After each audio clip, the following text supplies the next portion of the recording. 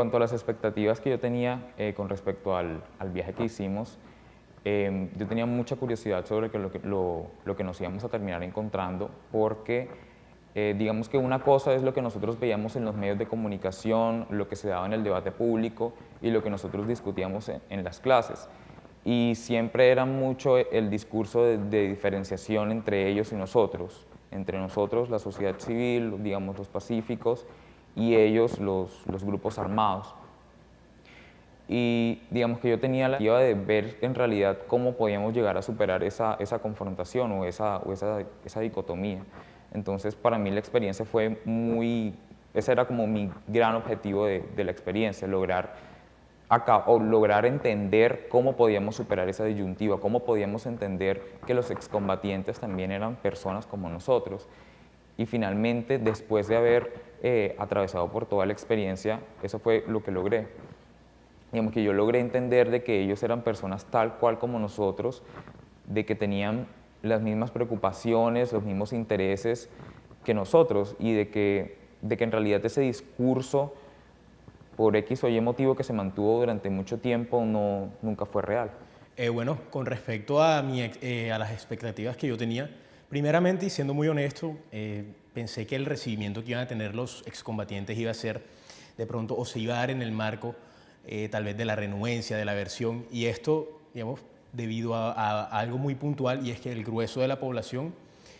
todavía maneja ciertos estigmas, ciertos estereotipos, o replica ese discurso de odio que algunos medios de comunicación pues se empeñan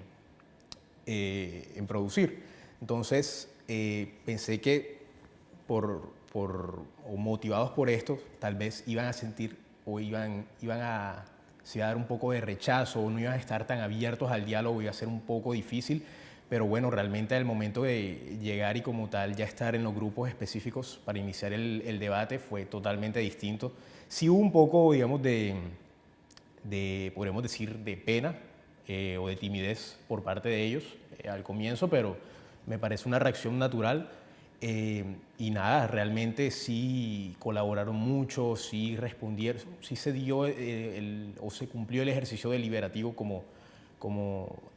no solo yo esperaba, sino como el resto del grupo también, pues naturalmente lo deseaba. Entonces sí hubo un cambio entre las expectativas y el resultado final al momento de estar ya ahí.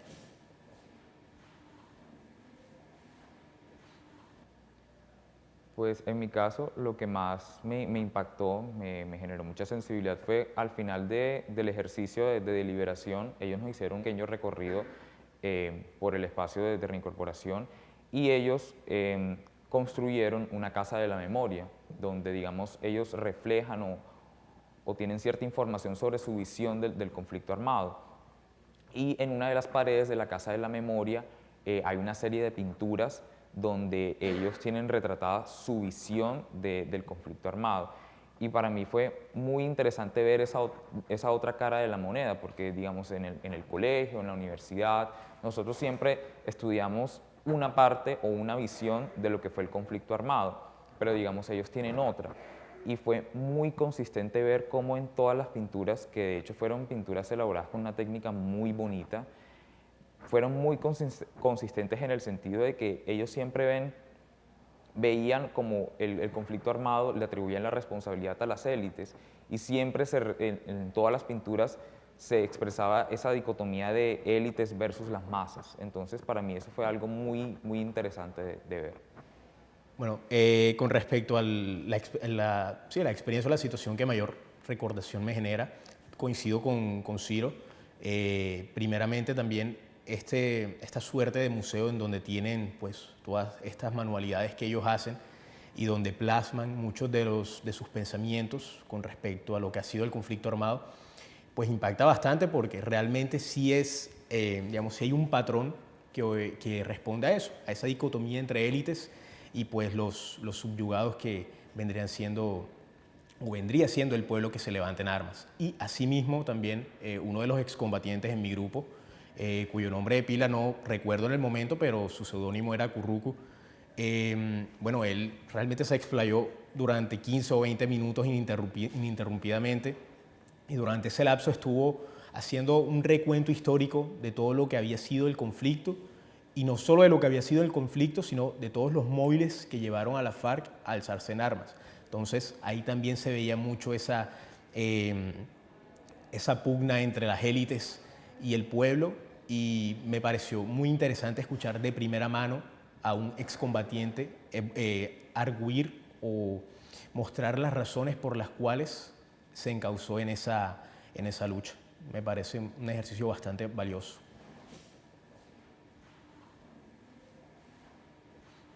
Por supuesto, yo creo que la deliberación en ese sentido fue muy importante y de hecho durante los grupos de discusión una de las conclusiones a las cuales llegábamos sobre cómo digamos, el Estado podría favorecer la reconciliación era de que se repitieran ejercicios similares al que nosotros sí hacíamos con la sociedad civil. Y por ejemplo, nosotros visitamos el espacio de reincorporación de Pondores y lo que llegábamos, algunos de los que estábamos en mi mesa, la recomendación que les hacíamos a ellos era que se pusieran en contacto con las autoridades de Fonseca y de que se iniciaran ejercicios de deliberación con la población civil del municipio de Fonseca. Y digamos que los ejercicios de deliberación son muy importantes y creo que soy muy repetitivo en ese sentido, y es que son esenciales para entender que el otro es igual a mí. Conversando y viendo como en qué nos parecemos o en qué nos diferenciamos es que yo aprendo a ver la humanidad en el otro y sí, aprender a ver la humanidad en el otro. Asimismo, pienso que estos ejercicios deliberativos se deberían promover más entre las universidades y los pues, miembros de estas organizaciones que están haciendo su transición hacia la vida civil, porque, digamos, los universitarios o los estudiantes tienen un poco más de contexto, cuentan con herramientas que realmente les van a permitir abrazar un poco mejor esas ideas o esas propuestas que tengan estos excombatientes. Entonces, se pueden dar soluciones muy interesantes que posteriormente pueden ser llevadas a las administraciones locales y pueden ser puestas en práctica a través de políticas públicas.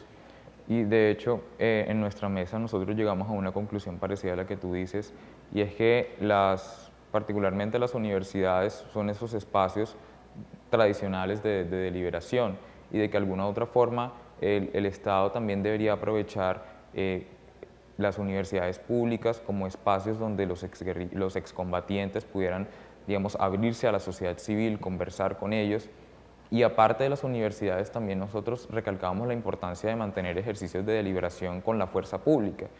Y nosotros, de hecho, ahondábamos en la idea de que incluso antes de salir a deliberar con la población civil, lo ideal es que los excombatientes realicen ese tipo de ejercicios con quienes fueron otrora sus enemigos.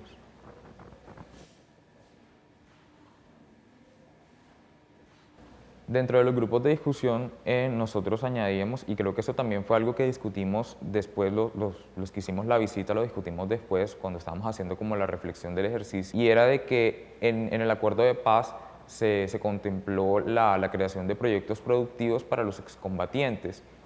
pero era más bien como un espíritu de proyectos productivos reservados para los excombatientes, y lo que nosotros decíamos era como que lo ideal es que se aproveche la cercanía que se tiene con población civil del municipio y de que esos proyectos productivos se hagan, digamos, como una especie de articulación, de que no solo sean exclusivos para los excombatientes, sino que también participen campesinos que residen en la región.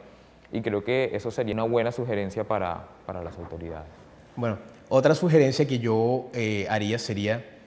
digamos, en el caso específico del grupo en el que yo estaba trabajando, uno de los excombatientes manifestaba que ellos no contaban con los medios de comunicación, digamos, como para expresar o para que se dieran diálogos realmente inclusivos. Entonces, me gustaría que se promovieran más esos espacios para ellos, espacios que realmente fueran plurales y que fueran objetivos, no hubieran sesgos ni nada, para que ellos también pudieran servirse de esos canales y expresar o replicar en sociedad todas esas necesidades u opiniones que tengan acerca de lo que esté aconteciendo en sus comunidades. De hecho, eso que dices ahí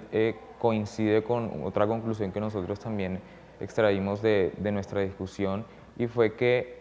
los excombatientes y nosotros llegamos a la misma idea, y es que el Estado y el Gobierno Nacional deberían prestar el sistema de medios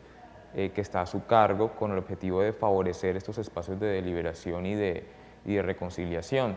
Y creo que algo muy importante es eso, o sea, volver a lo mismo, mostrar las actividades del día a día y hacer hincapié en el hecho de que son personas tan iguales como nosotros. Finalmente también pienso que el Estado debería, o sea, es decir, la reconciliación o el proceso de construcción de paz, si bien debe darse desde lo institucional, desde lo orgánico, también se debe trabajar, digamos, en procura de que ese proceso se dé desde el individuo. Es decir,